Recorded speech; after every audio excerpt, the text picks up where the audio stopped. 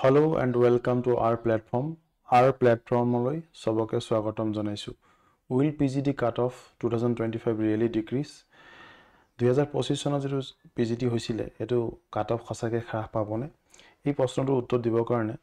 মই আপোনালোকক মাজত ভিডিওটো লৈ আহিছো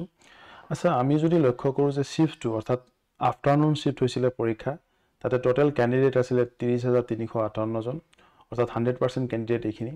ইয়াৰ ভিতৰত এপিয়াৰ্ড হৈছিল 27824 অৰ্থাৎ 91.6% ক্যান্ডিডেট এপিয়াৰ্ড আছিল আৰু এবসেন্ট ক্যান্ডিডেট আছিল 2534 অৰ্থাৎ 8.4% ক্যান্ডিডেট এবসেন্ট আছিল এতিয়া আপোনালোক যদি পোষ্টলৈ লক্ষ্য কৰি দেখিব যে প্ৰভিন্সিয়াল জিমো স্কুল আছে সেই সময় দেখা যায় যে 1385 পোষ্ট আছে তাতে আৰু গভৰ্ণমেন্ট স্কুল আছে 102টা অৰ্থাৎ টোটাল আপোনাৰ পোষ্ট হৈ আছে 1487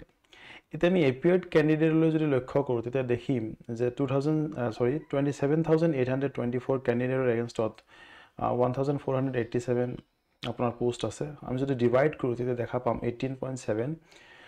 আপোনাৰ আহি আছে অৰ্থাৎ এটা পোষ্টৰ এগেইনষ্টত আপোনাৰ 18.7 ক্যান্ডিডেটস আহি আছে এতিয়া আমি সেম একেদৰে আগৰ নিচিনাকৈ যদি আমি আগৰ যিসকল ভিডিওটো চাইছে জিটি মই কানা ভিডিও এটা আপলোড কৰিছো হেতু নিচিনাকৈ যদি আমি চাও যে এটা 60 এখিনি এপিয়াৰ্ড ক্যান্ডিডেটৰ যদি আমি 60% লও তেতিয়া গম পাও 16694 আপোনাৰ টোটাল প্ৰিপেয়াৰ্ড ক্যান্ডিডেট যদি আমি 60% লও তেতিয়া আমি এখিনি ক'ব পাৰো therefore আমি 16694 যদি আমি ডিভাইড কৰো এই টোটাল পোষ্টৰে তেতিয়া আমি গম পাও যে 11.2 আহে অৰ্থাৎ 11.2 কি হ'ব এটা পোষ্টৰ এগেইনষ্টত 11.2 প্ৰিপেয়াৰ্ড ক্যান্ডিডেট হ'ব এতিয়া 1:2 মাতিব যেটো ইয়াতে গম পাও গৈছে যে prepared will not be called নাহিব পাৰে যেসকল প্ৰিপাৰেচন কৰিছে চাওক 11.2 জন ব্যক্তি আহি আছে এইখিনি ক্যান্ডিডেট প্ৰিপেয়াৰ্ড আৰু মাতিব মাত্ৰ এটা পোষ্টৰ এগেইনষ্টত দুজনকে অৰ্থাৎ প্ৰিপাৰেচন কৰা ক্যান্ডিডেটও ইয়াতে নাহিব পাৰে আৰু কাটঅফটো অকমান হাই যাব কিন্তু ইয়াতে কি হ'ব যে যিসকলে বেছি ভালকে প্ৰিপাৰেচন লৈছে ওয়েল প্ৰিপেয়াৰ্ড খিনি ডেফিনেটলি সিলেকশন হ'ব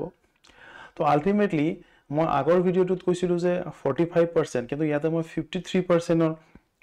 আশেপাশে কাটঅফ যাবলৈ অৰ্থাৎ 74.2 হয় মাৰ্কস কিন্তু মই 55% লো পাৰিলো হয় লোৱা নাই কাৰণ নেগেটিভ মাৰ্কিং আছে ইফালে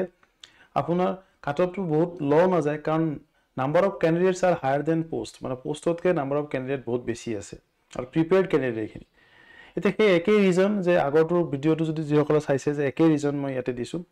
কিন্তু ইয়াতে আৰু এটা নতুনকৈ এড কৰিছো যে জিটি টিচাৰ সমূহ ইয়াতে এড হ'ব জিটি টিচাৰ আগৰ ভিডিওটোত মই জিটি টিচাৰ ৰাখা নাছিলো কাৰণ হেতু পোষ্ট আছিল জিটি গ্ৰেজুৱেট টিচাৰৰ কাৰণে আছিল যে গ্ৰেজুৱেট টিচাৰৰ কাৰণে আকৌ গ্ৰেজুৱেট টিচাৰ কিয় পৰীক্ষা দিব কিন্তু যেহেতু এটা পোষ্ট গ্ৰেজুৱেট টিচাৰৰ কাৰণে গতিকে যিসকল অলৰেডি গ্ৰেজুৱেট টিচাৰত আছে তেওঁলোকে ডেফিনেটলি পোষ্ট গ্ৰেজুৱেট টিচাৰত এপ্লাই কৰিছে কিন্তু চাওক এখিনিয়ে ভালকে প্ৰিপাৰেচন কৰিব পৰা নাই সেই কথাটো মই কৈছো যিসকলে কৰা নাই তেওঁলোকৰ ক্ষেত্ৰত কৈছো আৰু যিসকলে কৰিছে দেয়াৰ এক্সেপশন আৰু এক্সেপশন খিনি সদায়